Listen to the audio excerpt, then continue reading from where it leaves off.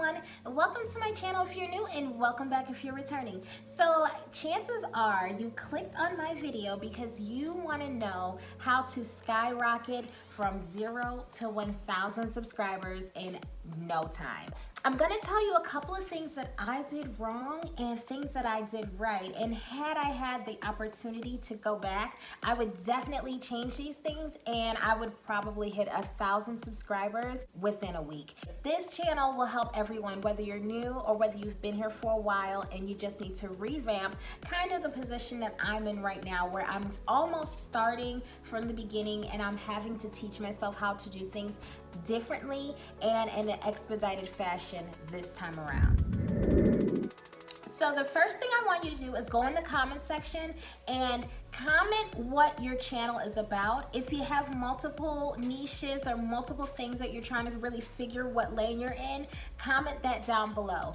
After you do that, I want you to comment how many subscribers you currently have and what your goal is. From that point, thumbs up your comment. The very comment that you just did, thumbs that comment up, and then go up under your comment and read all of the other comments, and as you read them, thumbs them up as you go.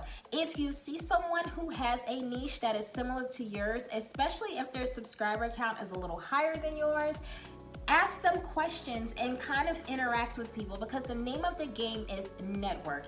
If you want to grow on YouTube, you're gonna have to get out of your box. You're gonna have to step a little bit out of your niche sometimes just to draw in from other angles. So even if you have the same niche as someone, maybe how you do things is a little bit differently from how they do on their channel. So if you merge your audience with their audience, it grows both channels. That gets to my next point. Collaboration is a great thing. If you can find someone to collaborate with, that not only grows their channel, but it grows your channel. Even if you don't get 1 million subscribers, you do get out there and you get put more into the algorithm. YouTube algorithm is king. That's what you want. You want your videos promoted, you want to be out there, and you want people that aren't your core audience to actually get an opportunity to view your videos, because that's how you grow. You grow when people outside of your own audience start to come in, they like what you're doing, they watch a couple of your videos, and next thing you know, you've got 1,000 subscribers added to what you already have. If you're starting at 0, you're gonna take off. If you already have a couple and you are trying to reignite things, you'd be surprised how fast you can grow by just doing simple collaborations with other YouTubers. When you make a video, get to the point. Get straight to the point. Get to the point. People read your titles and they come to your channel for a specific reason. Sometimes if you have these intros that are over 1 minute long, or you're talking in the beginning and you're rambling and you're not getting to what you said you were going to deliver on, that could cause people to click off your video. We don't want them to click off. The whole point of this is to get people on your video and keep them on your video. So you don't want to do a bunch of rambling in the beginning. Get to the point. You also don't want to find yourself saying, well, yeah, and, so, all of that stuff, cut it. What you do is you go into the YouTube studio and you edit your videos down, and in your editing process, those are the things that you're looking for. If you're doing a lot of repetitive motions and repetitive sounds, you can cut those out. People won't even know that you've had that in your video if you edit your videos the right way. So if you're using iMovie, the cut button, it should be your best friend. You click on that thing, you swipe down, and then you go to the section, swipe down again, take out that whole piece, and then combine the two, and it can really be seamless as long as your editing skills are up to par. If they're not, just play with it. As you go along, you'll definitely get better, but that's a big deal. Make sure that you're not doing a bunch of repetitiveness or sounds or things that you're doing to fill the time till you get to what you're trying to get to. Just edit it right out. Cut it. Now we're gonna address a couple of things, and I don't know which one is the most important, but I kind of feel like they all go together. So we're gonna talk about banners, your YouTube name, your channel icon, and your thumbnails. All 4 of those things all together could make or break your channel. So firstly, what is your YouTube name? Let me tell you something about me. My name has been Unaverage KNYG 3 since I was on Instagram. For some reason, people like to merge the KNYG3 and they're calling me king. And I was like, I'm not a king, I'm a girl. Why are you calling me a king? I'm confused, I'm not a king. So I had to change my name. And even right now, the name that I'm under is Unaverage K3. I'm not loving that name, but that name is a little bit easier for people to grasp because for some reason, KNYG3 looks like king to a lot of people. So they're just calling me king and I'm a queen. So yeah.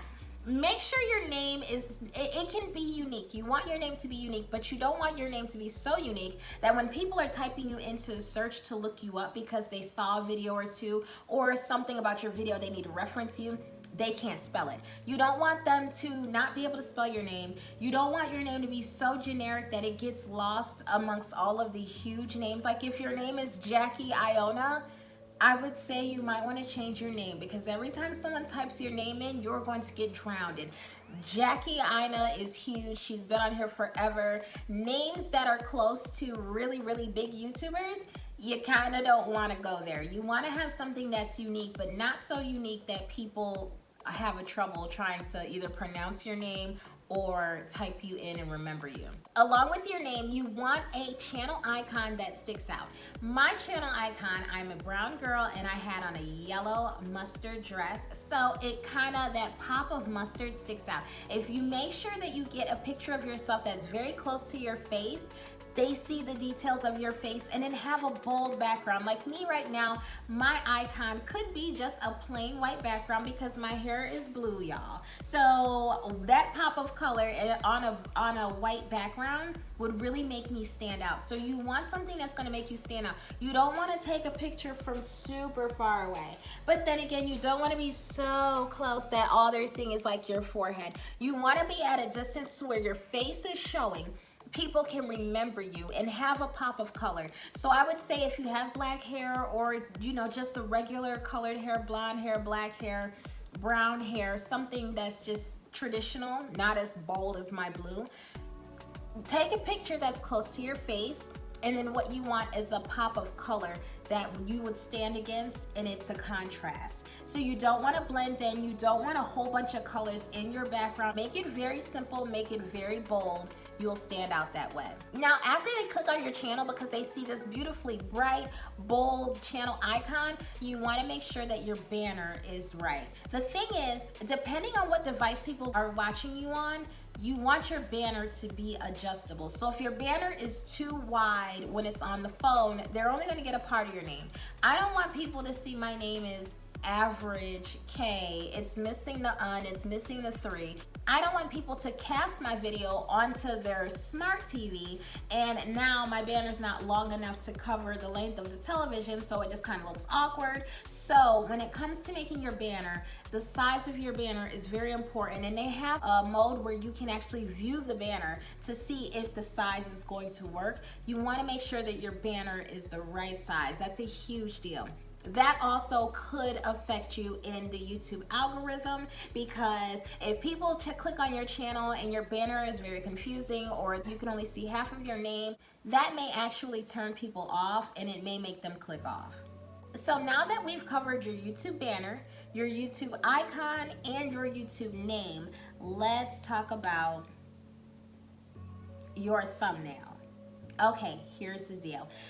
On your thumbnails, you do not want to put a collage of 7 different pictures of you because it can get confusing. You want your thumbnail to stand out. You can have a black background, you can have a white background. Now, for the YouTube algorithm and YouTube SEO, you might want to stay away from certain colors, but other colors are favored in the algorithm. If you want a video on that, I could do a 30-minute video on that alone. Comment down below and that could be my next video if you guys are interested in what colors to kind of stay away from, what colors to go toward. But when it comes to the letters of your thumbnails, you want your letters to be something that people can read. You kind of want a universal thumbnail. You want it to stand out. So definitely make sure, just like your channel icon, you want your pictures to be in focus. You want them to be close up. If you're doing hair videos, you want to make sure that people are able to zoom in and see the definition, to see certain things that are going to draw them in. oh wow, so she has 4C hair, and when I look at the picture, her hair is bright, it's vibrant. They'll click on it because they want to know what's going on. Maybe they want to know how I got this color, maybe they want to know how I got this style. Maybe they just want to know about me, or maybe they're just not even interested in hair, but they love the color blue, and my thumbnail was so vibrant that it just caused them to click. So you don't want to have a lot going on. Make sure that your background is clean. I, for one, prefer a staged background, but as you can see, I just have walls. This is all I have. So it's just me and it's these walls. So you don't want things in the background that can distract your viewer, because if they get distracted, they may lose focus of what you're talking about in the video. It may be too much stimulation and things going on, and they may just click off. If they click off your video, they're most likely not going to subscribe to your channel, and you're not going to grow. So you want to make sure that in your thumbnails, use something bold, use a bright color. Make sure if you're outside and you're in nature, plants, trees, stuff like that, it's beautiful. But make sure that the colors are on point. So in the editing, you want to make sure that you're tweaking the lighting and that you're not taking pictures in dark areas. You don't want your thumbnail to be dark. If people have to try to zoom in, you can't zoom in on a thumbnail. So if you are sitting back and you hold your phone out and you can't really make out the words, or you can't make out the pictures and stuff, or what you're trying to relay in your thumbnail, 9 times out of 10, people are not going to want to watch that. They're not going to click on it, because just as confused as you are and you're the one doing it, they'll be as well. So if that means that you have to have big, bold, boring block letters, that's what you do. It's actually easier to read the big, bold, boring block letters than it is to read the fancy. Even though the fancy looks pretty, it's much easier, and people will be more likely to click on your video if they can actually make out what's going on the thumbnail. So here's something about me. When I first started YouTube, my videos went crazy. I was doing commentary. I saw what it was to have 1,000 views that turned into 10,000, that turned into 70,000, that turned into 100,000, and it just kept going. So because of something that we're going to address later on in the video, I had to rebrand myself in a sense, and that's what I'm currently in the process of doing. So this time around, if I were to start a YouTube channel from the ground, what I would do is niche down. When I say niche down, I mean niche all the way down. You want to niche down. Now, it's kind of hard to niche down in the beginning because you may not know what lane you really fall in. You may not know what you like to do. Here's the thing with niching down. First of all, you don't want to make a whole bunch of videos about something that you're just not interested in. How boring would it be talking about chemistry? I don't care about chemistry. I don't want to make videos about chemistry. Chemistry is just not fun, but here I am. So for me, I'm gonna stay away from chemistry videos because that's not my area. You definitely want to record videos that are somewhat related to what you enjoy doing, or areas that you enjoy. So once again, let's go down to my comment section. Tell me 3 things that you absolutely love doing. That's not related to YouTube, just period, in general, in life. What are 3 things that you enjoy doing? Comment that down below. Then also comment 2 reasons that you come to YouTube. What are the 2 things about YouTube that keep you on the platform the longest? Once you comment those 2 things, look at what you just typed out and see if there's a way for you to merge the 2.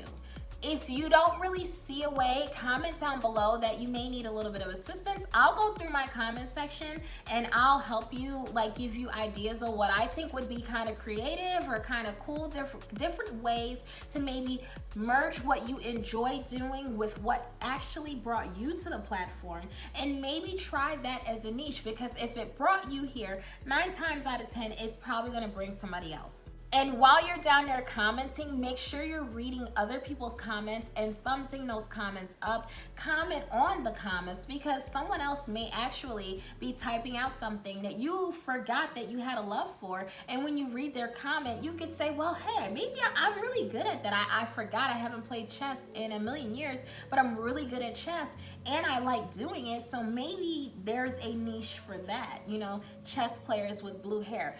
I don't know, possibly. So make sure you guys comment that down below. And like I said, if you need any help trying to figure out what niche you probably should try, let me know and I'll do my best. Here's the thing, once you find that, or once you want to play around with that, stick to it. Stick to it. Just because you put up a video and it hasn't gone viral right away doesn't mean that it's not going to get picked up. I have videos from a year ago that are still getting over 100 views a day, every day. And I mean, that was a year ago, but they're still rolling. So once you get a video, there's no telling. You could have a video from 5 years ago that gets picked up in the algorithm. Once the YouTube algorithm picks that video up, it may not let it go down. So you don't have to necessarily post a brand new video for YouTube to see you and say, hey, okay, that video's gained traction, let's keep promoting it, because that's the name of the game. You want YouTube to promote your videos. That's either through search, suggestion, or being on people's home pages. So to get into SEO, that's a whole nother topic. I'll do a video on that and how to master SEO. If you guys are interested, comment down below. But yes, make sure that you guys are commenting what you love, what brought you to YouTube, and you want to niche down. And honestly, niching down is one of those things that I wish I knew then, like I know now. I would have done it. I really just make videos that speak to me. I love commentary, I love hair, I love several different things. So my goal is to merge what I really do like in hopes of growing my channel. So make sure that if you already have a channel, don't just abandon your analytics. Your analytics are everything. Look at your analytics, see what videos are trending, see what videos you have related to the trending videos, and go in and see which ones of your videos gets the most traction. If you have a video that you actually like doing and that just so happens to be the video that YouTube is showing to everyone and you're getting a lot of new views from, stick to it. Try it for a couple of months and see what happens, because you never know, that may be your next viral video. Now, speaking of viral videos, as I said earlier, I had several videos on my channel that were over 50,000 views, over 100,000 views, and it happened so fast. So something that can make or break your channel is copyrighted material. I myself used to do commentary videos. That's how I got my first couple of videos to hit 10, 20, 50, 100,000, over 100,000. It was through commentaries. So I actually was in correspondence with a network and I had permission to use their content. They had very strict rules. I could only use certain clips for a certain amount of time, and I followed all of the rules. The thing is, the people that were in charge of the company that gave me the permission soon became under new management. Once they restructured their company, little YouTubers like myself were pretty much hit with from today forward, you are not allowed to use our material. And that really forced me to have to try to figure out a different niche and a different way to grow my channel. So because I have a channel and I actually saw what worked and I had a niche that was awesome, I learned really quick that you have to be careful when it comes to copyright material. Even if you have permission, make sure you keep your emails, make sure you keep records. And in the midst of their crackdown, there were several YouTubers such as myself who had permission to use the material. They still lost their channels. The reason I was able to keep my channel is because I did have a paper trail, which put me in a position to fight back. So just stay away from copyright material. That's kind of the best way to do it. Stay away from using video clips that you don't have permission to use. And that goes into my next issue. We all love music. I love music in my background. Here's a good rule of thumb. If it's trending and it's on the radio, stay away. That is not the music you want. Do not have your intro with the latest music, popular music. You can actually go in YouTube Studio, go to the audio library, and they have so much free music for you to choose from. Stick to that, and then you won't have to worry about getting copyright strikes, because here's the deal, you get 3 strikes and then you're out. And sometimes it's not 3 at different times. Sometimes they can hit you back to back to back. such as how they did me, and I think I received like 5 or 6 strikes on a whole bunch of videos. As I said, I was able to fight it, which is why my channel is still here today, because I actually did have permission to use the material, but along the way I got a whole bunch of views and a whole bunch of attention and made a whole bunch of money, and I think that they decided I no longer was able to have permission. So stay away from copywritten material, stay away from popular music. If you love it and it's on the radio, it's probably gonna get you demonetized. Or if you are trying to get monetized, what will happen is when you go up for monetization, they will review your channel. And if you have music on it that is copywritten, that is when you will find yourself in a bunch of trouble. Not only will you get strikes against your channel, you will not be eligible for monetization. And the whole name of the game here is, if you are trying to grow your channel and you want to get your first 1,000 subscribers super fast, that's all for monetization. So to be found uneligible for monetization is not what we're going for. Stick to the YouTube free music.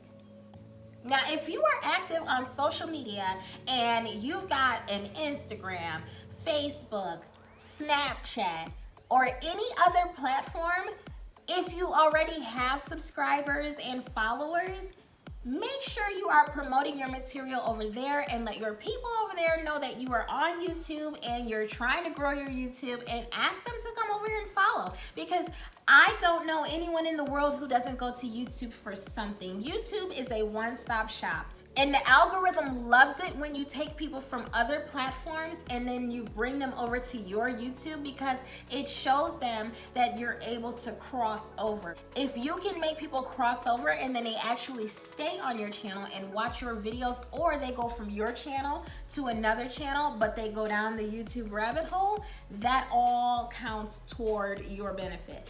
YouTube loves when that happens, so they're gonna promote your videos because they're gonna say, hey, whenever people come over from other platforms to her videos, they stay. Like, these phones know your every move. So when people come over to YouTube on their phone every Thursday to get the new recipe that's out, and then they just get the recipe, they watch that video and they're off YouTube, but now all of a sudden they're coming to YouTube to get the recipe, your phone is gonna pick that up. Your phone is watching everything you do. Now, you got the recipe on Thursday, but then they also go to an average K3 channel and they watch 5 of her videos. Then from her videos, they go over to this other person's channel and they're watching 5 of their videos. They're gonna start to make the connection that, oh, so they're coming here for an average K3's videos and they're staying. So now, all of a sudden, your channel has become the bridge between other social media platforms and YouTube. Because when people get on your channel, they watch all your videos and they stay on YouTube for longer. The name of the game is to keep people on the YouTube platform for as long as possible. So if you have a social media, promote, promote, promote. Make sure everybody knows what you're doing and try to get them to come over here and subscribe to your channel on YouTube.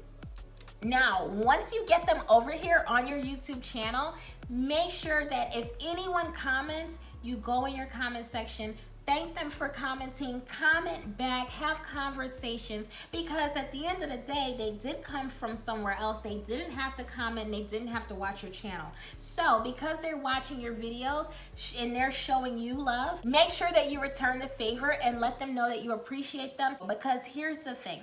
If 2 people comment on your channel, YouTube says, okay, well, there are 2 people who like this channel. And then you comment once under each one. YouTube doesn't look at it like, oh, she's commenting on her own channel or he's commenting on his own channel. No, YouTube looks at it like there are 4 comments on that channel. So the more that you interact with people and the more they comment, you want to make sure that you're commenting back to every single comment. You want to make sure that every time someone comes on your channel, they know, oh, she's not just putting up material and she's trying to be seen. She actually interacts with her subscribers. That shows your appreciation, and that makes people more inclined to watch what else you have going on or watch your videos from the beginning to the end. And something that I love to do, I shout out my subscribers. I shout out, because I don't even call them subscribers, I call them my supporters. I shout my supporters out, especially if they do something or say something that's really funny. You can pin that comment to the top on your next video. If they informed you of something, you can shout them out then. Just make sure that you show your appreciation for your audience, and your audience will show their appreciation for you. A good rule of thumb, rewatch your videos. Rewatch them on different days, because different days may bring out different things, and you may see something that you didn't catch the previous days. So you rewatch your videos. If you don't want to rewatch them, 9 times out of 10, they don't want to rewatch them either. And if they don't want to rewatch your videos, you're not going to keep them on the YouTube platform. That does not look good in the algorithm, and SEO is out the window. So if you can rewatch your videos 5 or 6 times, make sure you do that. And if you notice things in the videos, cut it. And last but not least, when you get on the YouTube platform, just be yourself. Like, sometimes it's hard to sit and talk in front of camera. I've been told that I'm very dry on camera, which that's only from the people who know me, because I'm so animated in person. So even with my little bit of outlandish ways, this is me mild on camera. And that's normal. It's normal to not be 100% comfortable when you're sitting in front of camera and you feel like you're talking to yourself. But just imagine you're talking to somebody. Imagine you're talking to your best friend. Listen, girl, here's the deal. If you're quirky, be quirky. Quirky dries that I love is Kelly Stamps. Kelly Stamps is 100% quirky, and she has a bit of a dry sense of humor. It's almost monotone, but it's there, and she's so funny. She's so personable, but she's really not. She's kind of more of a shy person, but she gets on camera and she does her thing. So people love her for her personality. I love Kelly Stamps. Another quirker is Star Puppy. Star Puppy is a little bit more of an animated quirky. So she has grown so fast because of her personality. So don't get on camera and try to be who you saw someone else be. Just get on camera and be yourself. Here's the thing, if they don't like you, they don't have to. But 9 times out of 10, if you try to put on and be somebody that you're not, people are going to pick up on that.